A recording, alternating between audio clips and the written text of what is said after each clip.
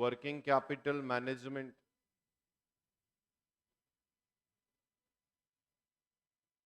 क्या होता है? वर्किंग कैपिटल का मतलब टोटल कैपिटल का वो पार्ट, टोटल कैपिटल का वो पार्ट जो आपको day to day business expense के लिए और जो फिक्स एसेट्स मेंटेनेंस के लिए जो पैसा चाहिए वो वर्किंग कैपिटल है। चैप्टर का मेन ऑब्जेक्ट क्या है? नेक्स्ट ईयर के लिए आपको कितना वर्किंग कैपिटल चाहिए वो आपको एस्टिमेट करना है।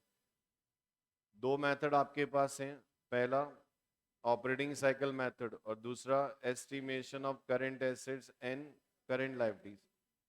ये मेथड उस अप्रोच पर बेस्ड है कि एक ऑपरेटिंग साइकिल को रोटेट करने के लिए जितना खर्चा होता है ना, एक ऑपरेटिंग साइकिल को रोटेट करने के लिए जितना एक्सपेंस होता है वो आपके बिजनेस का क्या है? वर्किंग कैपिटल है। तो ऑपरेटिंग साइकिल मेथड में सबसे पहले आपको पता होना चाहिए कि ऑपरेटिंग साइकिल क्या होता है। तो किसी ट्रेडर के पॉइंट ऑफ व्यू से बात करें तो कैश से फिनिश गुड्स से डेटर और डेटर से कैश। और अगर आप किसी मैन्युफैक्चरर के पॉइंट ऑफ व्यू से बात करोगे तो कैश से रॉ मटेरियल से डब्ल्यू आई पी से फिनिश गुड्स से डेटर और डेटर से कैश। ये ऑपरेटिंग साइकिल होता है। एक ऑपरेटिंग साइकिल को कंप्लीट करने में जो टाइम लगता है उसको बोलते हैं ऑपरेटिंग साइकिल पीरियड। तो ऑपरेटिंग साइकिल पीरियड का मतलब होता है raw material storage period plus work in progress period plus finish good storage period plus debtors collection period minus creditors payment period.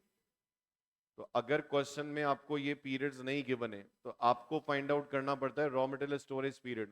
क्या होता है रॉ मटेरियल स्टोरेज पीरियड?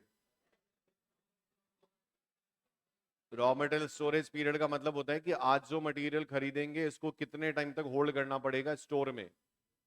तो logically क्या होगा? उतने टाइम तक होल्ड करना पड़ेगा जितने टाइम के कंजम्पशन के बराबर आपके पास गोडाउन में ऑलरेडी स्टॉक है। तो अपन लोग आर निकालने के लिए फॉर्मूला यूज करते हैं, क्या लेते हैं हम लोग उस केस में? Average raw material stock divide by annual consumption और परचेज भी ले सकते हैं इंटू 12, 52, 365। कब लोगे परचेज? अगर रॉ मटेरियल का ओपनिंग क्लोजिंग स्टॉक क्या है? सेम है, तो आप कंजम्पशन की जगह परचेज ले सकते हैं, अदरवाइज अपने को कंजम्पशन लेना पड़ेगा। और कोई फॉर्मूला इसकी जगह? Average raw material stock divide by daily consumption भी कर सकते हो आप। उसके बाद डब्ल्यू का अगर आपको कैलकुलेशन करना है, average W stock divide by annual production cost into 12, 52, 365। और एनुअल प्रोडक्शन कॉस्ट की जगह आप डेली प्रोडक्शन कॉस्ट भी ले सकते हो। तो ये फॉर्मूला ऐसा भी हो सकता है, average W stock divide by daily production cost, फिर इंटू 12, 365 नहीं होगा। क्या प्रोडक्शन कॉस्ट की जगह फैक्ट्री कॉस्ट ले सकते हैं? ले सकते हैं, अगर administrative overhead related to production नहीं हो। समझ गए? फिर उसके बाद फिनिश गुड्स स्टोरेज पीरियड निकालते हैं। फॉर्मूला यूज होता है average finish goods stock divide by annual cost of goods sold into 12, 52, 365। और आप इसकी जगह ये भी ले सकते हो, average finish goods stock divide by daily cost of goods sold. Cost of goods sold की जगह प्रोडक्शन कॉस्ट ले सकते हो। कब? अगर फिनिश गुड्स का ओपनिंग क्लोजिंग स्टॉक क्या हो? सेम हो, तो आप कॉस्ट ऑफ गुड्स सोल्ड की जगह प्रोडक्शन कॉस्ट भी ले सकते हो। और एडमिनिस्ट्रेटिव कॉस्ट नहीं हुई तो इसकी जगह आप क्या कर सकते हो? फैक्ट्री कॉस्ट भी ले सकते हो। और अगर मान लो सेलिंग एंड डिस्ट्रीब्यूशन ओवरहेड भी नहीं हुआ तो यहाँ कॉस्ट ऑफ सेल भी हो सकती है। उसके बाद आपको निकालना पड़ता है डेटर्स कलेक्शन पीरियड। तो आप फॉर्मूला यूज कर सकते हैं average debtors divide by annual credit sale into 12, 52, 365। और या फिर average debtor divide by daily credit sale. सही है? इसका एक फॉर्मूला और यूज होता है 12, 52, 365 divide by debtors turnover ratio. अगर आपको बोला जाए डेटर्स टर्नओवर 6 टाइम है, अगर आपको बोलते हैं कि डेटर्स टर्नओवर 6 टाइम है, इसका मतलब साल में 6 बार सेल करके पैसा कलेक्ट होता है। इसका मतलब डेटर कलेक्शन पीरियड 2 महीने। उसके बाद अगर आपको creditors payment period find out करना है, क्या करोगे क्रेडिटर्स पेमेंट पीरियड के लिए? Average creditors divide by annual credit purchase into 12,52,365। तो ध्यान रखना आर निकालने के लिए कंजम्पशन चाहिए और यहाँ पे सी निकालने के लिए परचेज चाहिए। और अगर मान लो रॉ मटेरियल का ओपनिंग क्लोजिंग स्टॉक सेम है तो यहाँ परचेज की जगह क्या हो सकता है, कंजम्पशन भी आ सकता है। समझ गए? तो आपको सबसे पहले इस मेथड में ऑपरेटिंग साइकिल पीरियड निकालना पड़ता है, R plus W plus F plus D minus C करके। फिर आप निकाल सकते हो number of operating cycle in a year. तो उसके लिए आप 12,52,365 divide by operating cycle period कर दो। और फिर वर्किंग कैपिटल मतलब एक ऑपरेटिंग साइकिल का जो खर्चा होता है ना, वो वर्किंग कैपिटल होता है। तो अगर आपका ऑपरेटिंग साइकिल पीरियड 30 दिन है, ऑपरेटिंग साइकिल पीरियड अगर कितने दिन है, 30 दिन है, इसका मतलब 30 दिन के खर्चे के बराबर वर्किंग कैपिटल चाहिए। तो आप अपना एनुअल कॉस्ट ऑफ सेल, कहीं कहीं वो एनुअल ऑपरेटिंग कॉस्ट भी है, डिवाइड बाय 12,52,365 कर दो। तो ये आ जाएगा तुम्हारा एक्सपेंस पर मंथ, पर वीक या पर डे इनटू ओ। और या फिर ये फॉर्मूला भी ले सकते हो आप, annual cost divide by number of operating cycle, ये भी ले सकते हो। इससे जो भी तुम्हारा वर्किंग कैपिटल आएगा उसमें आप क्या कर सकते हैं, कंटिजेंसी ऐड करके वर्किंग कैपिटल निकाल सकते हो। ये फर्स्ट मेथड है आपका। समझ में आया? इस क्वेश्चन को सॉल्व करना है तो भी अपने को पहले एनुअल फिगर्स चाहिए। अगर क्वेश्चन में एनुअल फिगर्स दिए हुए तो ठीक है, नहीं तो पहले कॉस्ट शीट बना के एनुअल फिगर निकालने पड़ेंगे, फिर उसके बाद आप ये सब चीजें कैलकुलेट कर सकते हो। समझ में आया? ये मेथड तभी यूज करना जब क्वेश्चन स्पेसिफिकली बोले कि आपको ऑपरेटिंग साइकिल मेथड लेना है। अदरवाइज अपने को कौन सा मेथड लेना है, estimation of current assets and current liabilities. तो इस मेथड के अकॉर्डिंग वर्किंग कैपिटल का मतलब क्या होता है, current assets minus current liabilities. तो आपको आपके बिजनेस की नेक्स्ट ईयर की करंट एसेट्स और करंट लायबिलिटीज क्या करनी है, एस्टिमेट करनी है। समझ में आया? अब इस मेथड में जो क्वेश्चंस है ना आपके पास, वो 4 तरह के क्वेश्चंस हैं। सबसे पहले अगर अपन बात करें तो business running business same activity level. एक होता है आपका न्यू बिजनेस, एक होता है आपका रनिंग बिजनेस चेंज एक्टिविटी, और एक होता है आपका डबल शिफ्ट वर्किंग। समझ गए? Running business with same activity हुआ ना, तो जितने भी raw material, WIP, finish goods के ओपनिंग और क्लोजिंग स्टॉक है वो सब क्या होंगे, बराबर होंगे। अगर आपका running business with same activity level है, running business with same activity level अगर है, तो आपका raw material, WIP, finish goods, इन सब के ओपनिंग क्लोजिंग स्टॉक क्या होंगे, सेम होंगे। तो उसका इंपैक्ट क्या आता है, कॉस्ट शीट बनाते समय ये सब क्या होते हैं, इग्नोर हो जाते हैं। ये सब इग्नोर हो जाते हैं और क्रेडिटर्स की कैलकुलेशन जो अपने को परचेज पे करनी है उसकी जगह अपन कंजम्पशन पे करते हैं, और कंजम्पशन अपन उठाते हैं किससे, कॉस्ट शीट से। सुना मैंने क्या बोला? दूसरा, न्यू बिजनेस और रनिंग बिजनेस। न्यू बिजनेस में अगर अपन बात करें तो अपने पास 2 अप्रोच है क्वेश्चन सॉल्व करने की। एक तो एज ए न्यू बिजनेस, ऐसा तब जब अपने को क्या करना हो, शॉर्ट टर्म इंपैक्ट देखना हो।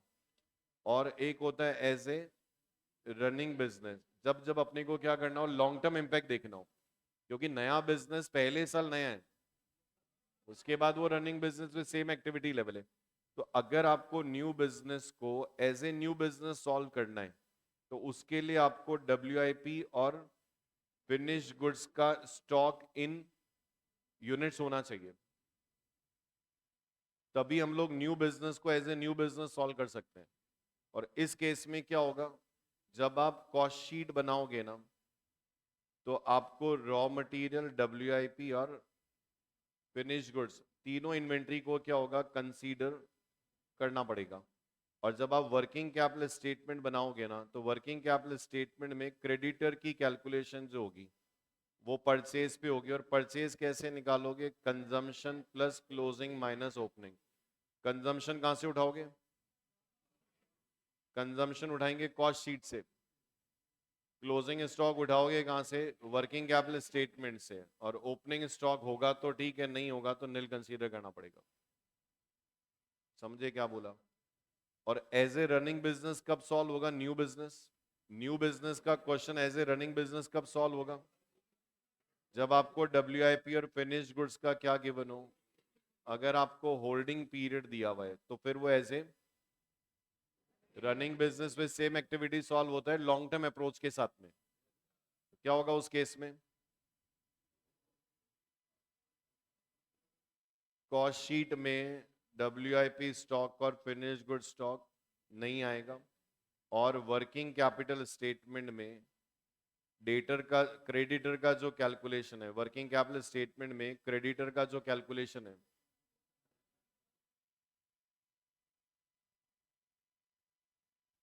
ज्यादा इंपॉर्टेंट है।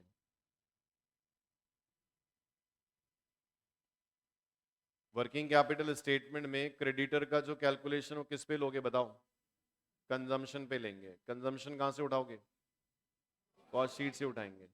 तो इंपॉर्टेंट ये है कि नया बिजनेस जो है ना वो एज ए न्यू बिजनेस भी सॉल्व हो सकता है एज ए, और वो डिपेंड करता है क्वेश्चन पे कि क्वेश्चन पे आपको WIP और फिनिश गुड्स का यूनिट दिया हुआ या उसका होल्डिंग पीरियड दिया। तो अगर आपको WIP और यूनिट्स का WIP और फिनिश गुड्स का यूनिट दिया हुआ मतलब क्वेश्चन आपसे शॉर्ट टर्म अप्रोच पे क्वेश्चन सॉल्व करवा रहा है, और अगर आपको होल्डिंग पीरियड दिया हुआ मतलब अपने को लॉन्ग टर्म अप्रोच पे जाना है। और सेम चीज running business change activity level, जैसे अभी अपन ने लास्ट RTP का क्वेश्चन किया था, उसमें पिछले साल क्या हुआ था, कितनी यूनिट बनाई थी? 60,000। 60,000 था ना, 72 लाख की सेल थी, 60,000 यूनिट बनाया था। 72,000 डिवाइड बाय 60 किया था 1,20,000 और 1,80,000। तो पिछले साल अपन ने 1,20,000 यूनिट बना के बेची थी, इस साल 1,80,000। तो वो क्या था? रनिंग बिजनेस था पर चेंज एक्टिविटी था। तो अगर आपको running business change activity level को उसी तरह से करवाना होगा ना, तो आपको WIP और फिनिश्ड गुड्स की यूनिट्स वहां पे होनी चाहिए। और एक तरीका होता है कि रनिंग बिजनेस चेंज एक्टिविटी को भी हम लोग कैसे करें? रनिंग बिजनेस सेम एक्टिविटी, सुन रहे हो क्या? वो कब होगा? जब आपको WIP और फिनिश्ड गुड्स का क्या गिवन होगा? होल्डिंग पीरियड दिया होगा। क्या इंपैक्ट आएगा बताओ मेरे को फटाफट से। अगर आपको रनिंग बिजनेस चेंज एक्टिविटी के जैसे ही करना है कि पिछले साल मैंने इतनी यूनिट बनाई थी, इस साल मैं इतनी यूनिट बनाऊंगा, तो मेरे को सिर्फ शॉर्ट टर्म अप्रोच पे ही जाना है, तो क्या होगा बताओ?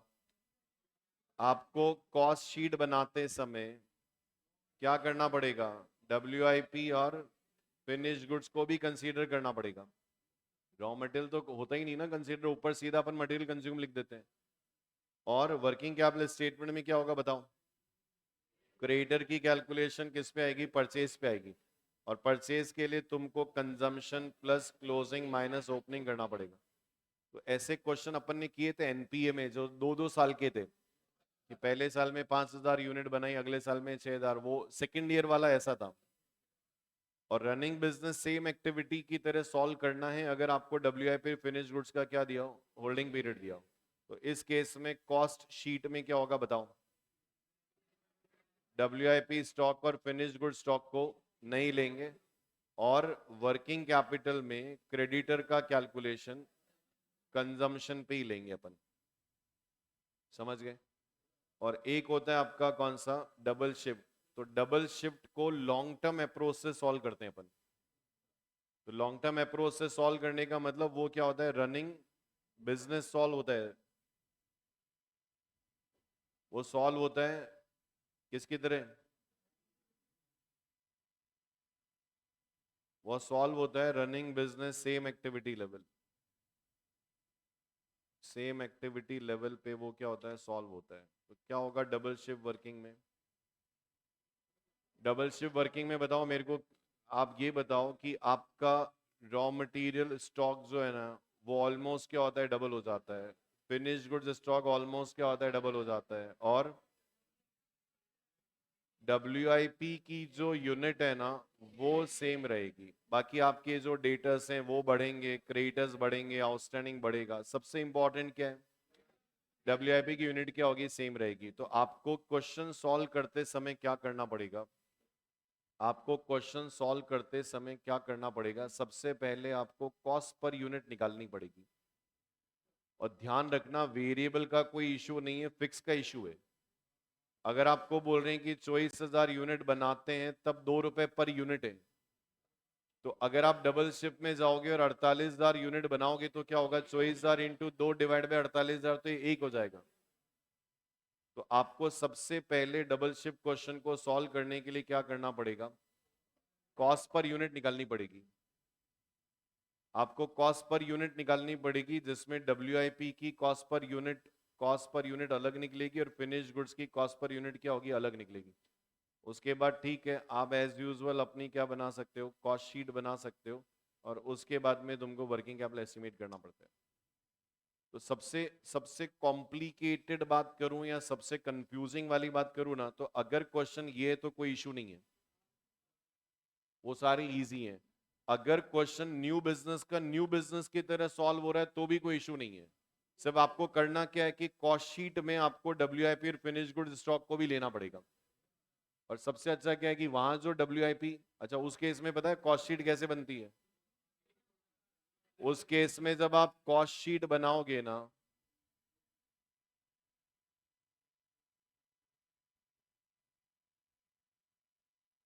उस केस में जब आप कॉस्ट शीट बनाओगे ना, तो फिनिश गुड्स का एक कॉलम बनेगा, WIP का एक कॉलम बनेगा और टोटल का एक कॉलम बनेगा।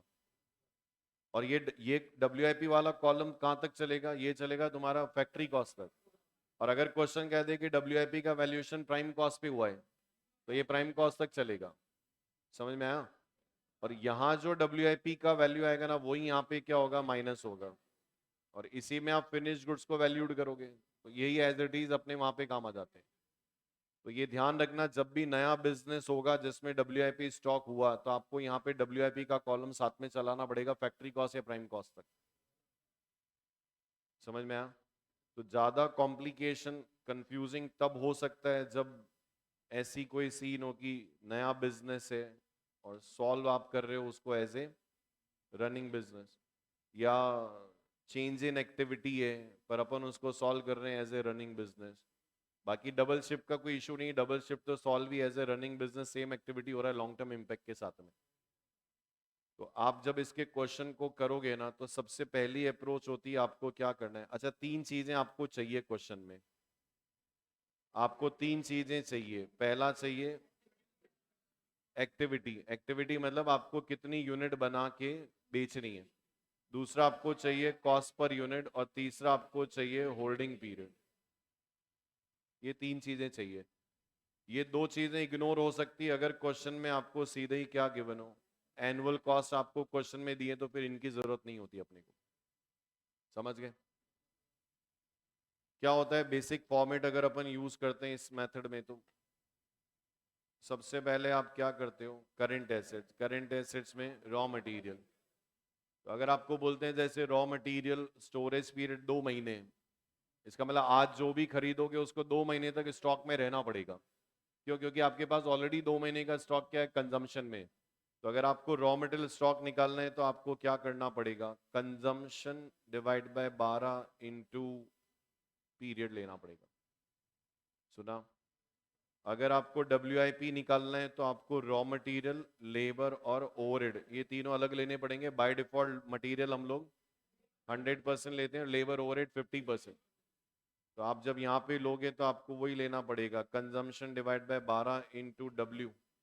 और यहाँ पे जब लेबर ओवरहेड में जाओगे तो जो भी तुम्हारी एनुअल कॉस्ट है divide by 12 into W into percentage of completion लेना पड़ेगा।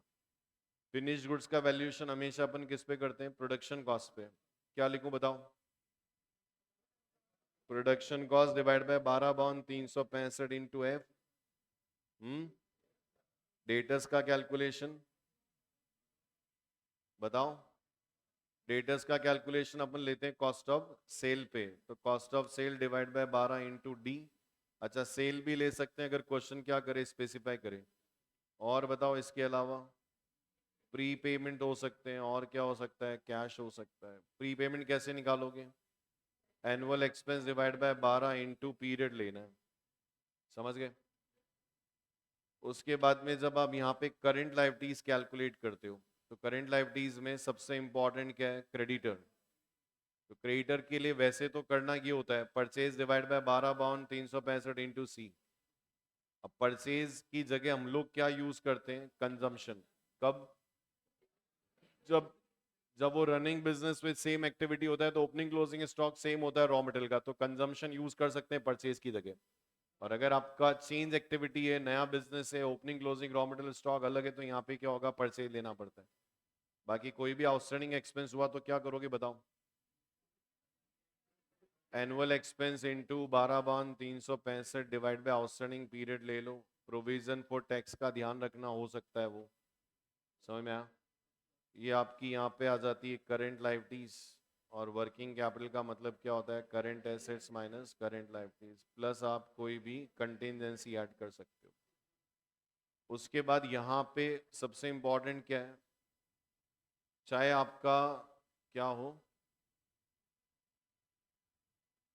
Running business with same activity हो, चाहे आपका न्यू बिजनेस हो, चाहे आपका रनिंग बिजनेस और चेंज्ड एक्टिविटी हो, सुन रहे हो क्या, और ये आपका क्या हो, डबल शिफ्ट वर्किंग हो, आपके पास इन चारों केस में वर्किंग कैपिटल एस्टिमेट करने के 3 बेस है। उसमें एक है कैश कॉस्ट बेस, एक है टोटल कॉस्ट बेस, और एक है टोटल बेस। तो अगर आप कैश कॉस्ट बेस पे जाओगे ना, तो डेप्रीसिएशन का फर्क है और एक डेटर्स का फर्क है, डेप्रीसिएशन और डेटर्स। तो कैश कॉस्ट पे जाओगे तो कॉस्ट शीट में डेप्रीसिएशन नहीं लेना है, डेटर को वैल्यूड आपको कॉस्ट ऑफ सेल पे करना है। टोटल कॉस्ट बेस पे जाओगे तो डेप्रीसिएशन कॉस्ट शीट में आएगा और डेटर का वैल्यूएशन कॉस्ट ऑफ सेल पे होगा। और जब आप टोटल बेस पे जाओगे तो डेप्रीसिएशन कॉस्ट शीट में आएगा और डेटर का जो वैल्यूएशन है वो किस पे होगा, सेल पे होगा। तो ये थोड़ा सा आप लोग ध्यान रखना। बाय डिफॉल्ट अपन क्या लेते हैं, कैश कॉस्ट बेस लेते हैं, तो बाय डिफॉल्ट अपन ये लेंगे, समझ में आया। स्पेसिफिकली एडमिनिस्ट्रेटिव ओवरहेड का ध्यान रखना, क्वेश्चन बोले कि रिलेटेड टू प्रोडक्शन है तो ठीक है, तो और in the absence of any information, no information के केस में हम जनरल मानते हैं, आप चाहो तो उसको प्रोडक्शन का मान सकते हो, तो उसके अकॉर्डिंग आपको कॉस्ट शीट में लेना पड़ेगा। मैक्सिमम परमिसिबल बैंक फाइनेंस हो ही गया आपका, मैक्सिमम परमिसिबल बैंक फाइनेंस किसने दिया, ये टंडन कमेटी ने। 3 नॉर्म्स दिए, पहला 75% of current assets minus current liabilities, दूसरा इससे रिलेटेड है 75% ऑफ करंट एसेट्स माइनस, और तीसरा दिया है 75% of current assets minus core current asset minus current liability. ये तीनों दिए हैं, अगर पूछे तो निकाल सकते हो आप। और कोई स्पेसिफिक पॉइंट बोलो जो मेरे दिमाग से निकल गया हो बताते समय, कोई और पॉइंट ऐसा जो तुमको लग रहा है जो रह गया हो बोलने से।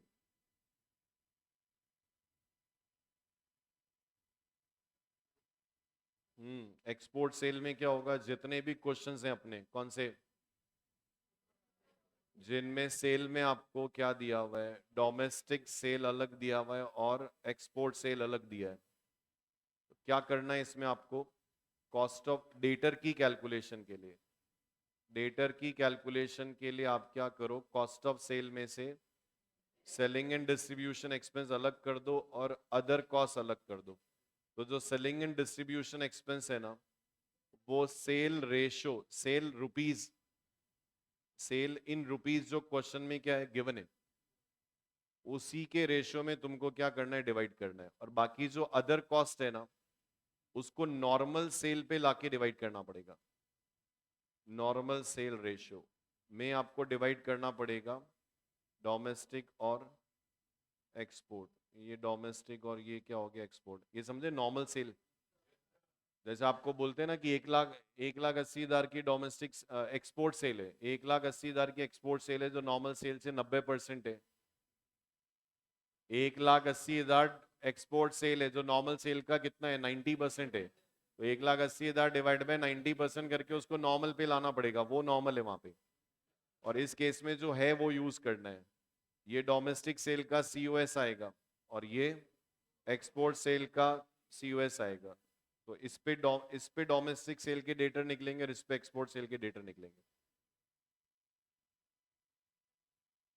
तो ये कुछ इंपॉर्टेंट क्वेश्चन का पैटर्न था अपना ये डोमेस्टिक सेल वाला। और बोलो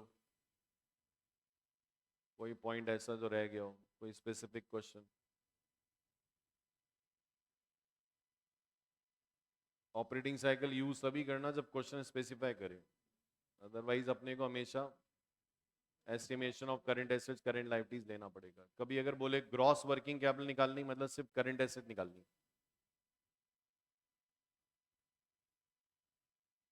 और बोलो कुछ रह गया हो तो।